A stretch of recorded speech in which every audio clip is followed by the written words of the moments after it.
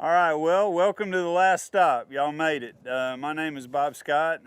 Like Tom Barber, I'm Extension Weed Specialist with the University of Arkansas. I'm actually standing in front of Dr. Norsworthy's plots, who was able to catch up and join us today, so he can throw something at me if I say anything wrong. Off the bat, I want to mention, you notice how these plots are sort of spatially isolated out here. This is a regulated trial, so we would ask that y'all not remove anything from it or go walking too far out in it. I do have signs on the front rep, and we've been given the okay to show these beans on this field day. So this is the new technology stop, the new things that are coming along in beans. And I've got a cheat sheet here in my hand, and I probably don't have all the information needed to really tell you everything that's going on in the arena of stacked herbicide traits. But there's just a lot going on with companies merging and licensing out of these traits and the stacking of these traits. So there's a lot going on behind the scenes right now that will determine what we grow over the next couple of years. I want to start off by giving everybody an update on a technology that's not out here, and that's the Enlist technology. The Enlist technology has been fully approved in both cotton and corn. However, we are still awaiting Chinese approval for the soybeans, for export of the soybean varieties. These beans have been grown in Arkansas for seed, and the other crops have been grown. Enlist is from Dow AgroSciences. It will tolerate glyphosate, glufosinate, and their new formulation of 2,4-D, 2,4-D choline.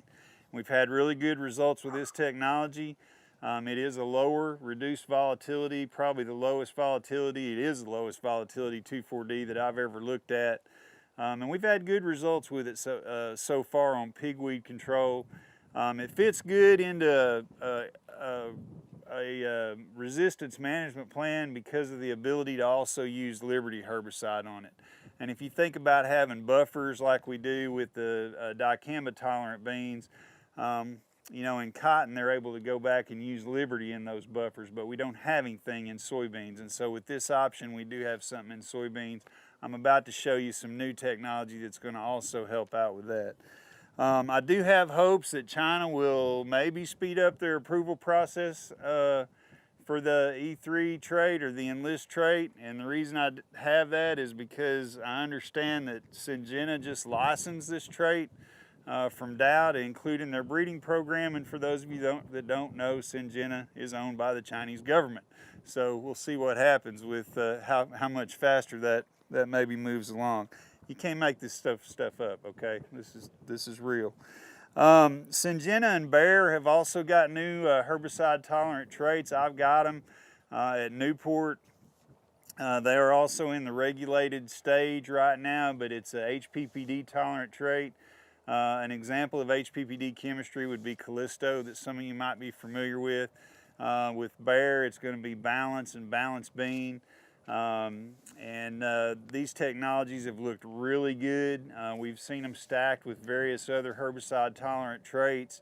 That's all still being worked out. We're talking like 2020, 2021 is what I've been told for those three-way and even four-way possible stacked soybean traits. And again, that HPB technology does look very good in terms of pigweed control, and it would be a new mode of action for us in soybeans that we currently don't have.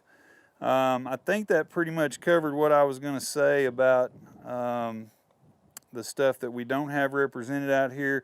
I will preface this by saying all these dates and things are all based on, you know, regulatory approval, USDA approval, EPA approval, and obviously like international markets like the European Union and China have got to approve these things before we can use them.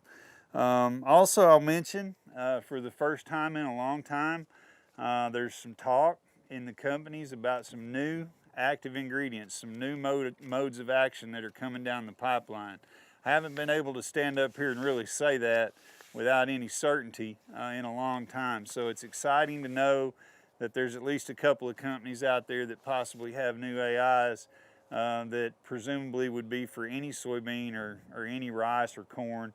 There's not a lot known about them yet. They're in the early development stages, certainly not going to I can't talk about them right now because I don't know anything about them, but it's just nice to know that the spigot has been turned back on from a research standpoint, and that we may have something other than herbicide stack tolerant traits moving on 7, 8, 9 years down the road. So with that, I want to talk a little bit about the beans that are behind me. Again, these are regulated beans. You guys can walk out here and get a little bit closer look if you want to. These are HT3 beans, soybeans from Monsanto. Just like the cotton that's available now, these soybeans will tolerate not only Roundup and Liberty, but also dicamba. And there's some very good looking plots out here. This ain't one of them. This is a check. Ryle is Monsanto's version of flumioxazin or Valor, applied pre, followed by Warrant Ultra, which has got famestin in with the Warrant, and Roundup Power Max. Now obviously these are probably not PPO resistant pigweed. It's a very good looking clean plot, kind of your standard-ish weed control program where you don't have PPO resistance. Move down here, see that the beans will tolerate Liberty. This has got a shot of Liberty in the post-emerge section. I will mention you also see TTI and XR tips. We've got a couple of different spray tips being evaluated in this trial, as has become common with all the new technologies that we're looking at. And then finally, the last plot that I want to point out, and y'all are more than welcome to look at all of them. Well, I say that, the second to the last is the one that has Mon 76981, which is Monsanto's premix of glyphosate and dicamba with the vapor grip technology in it. So this one's got Valor followed by Warrant Ultra plus Roundup and dicamba. Did I get that right, Jason? Either he's not listening or doesn't care. Is that right? That's right. Okay. The only one other treatment that I might point out to you guys is treatment 8 over there. We all kind of stood and oohed and awed at it a little bit. And again, these are not PPO resistant beans. If they were, we could have used Liberty in the post application instead of the Roundup Warrant Ultra, but that one has got the Mon compound applied as a pre-plant. So looking at the value of dicamba Warrant as a pre and then coming back with Liberty post. And I guess one reason I would point it out is A, it looks pretty good. But B, there's a lot of talk about moving the dicamba applications back earlier in the season if possible to try to alleviate some of the drift. I certainly, in looking at the calendar and the dates that the complaints come in, it wouldn't help us completely. But it does show that it can be used, in that time. And the other thing I would point out here, if you walk and look closely in a lot of these plots, there is a lot of morning glories coming up. We can't forget about old chemistry. There's some plots out here that could have used a little bit of chlorimuron, some classic in them, for example, or maybe instead of straight, something like a Valor XLT or one of those other products that could give you some residual morning glories. That's probably the one thing we missed out here with all this new technology that we're looking at. So still room for some of the older chemistry in these programs. Hit you with a lot of information. I see a lot of company faces here that can correct me if I'm wrong about some of that new technology. So anybody got any questions or concerns or comments for me about the new stuff? It's a big group, I know, but don't be embarrassed. You have any questions? No? When's lunch? Doesn't even care about that.